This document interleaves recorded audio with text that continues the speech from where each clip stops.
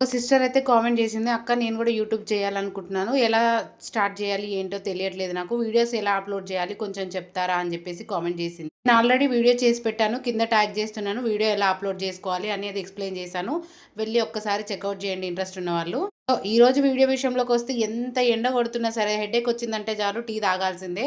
నాలా టీ తాగే వాళ్ళు ఎంతమంది ఉన్నారో కామెంట్‌లో షేర్ చేయండి. కూడా బెల్లం టీ అన్నమాట. సో, ఎప్పుడైనా రెగ్యులర్‌గా నేను చక్కెరతో టీ పెట్టేది.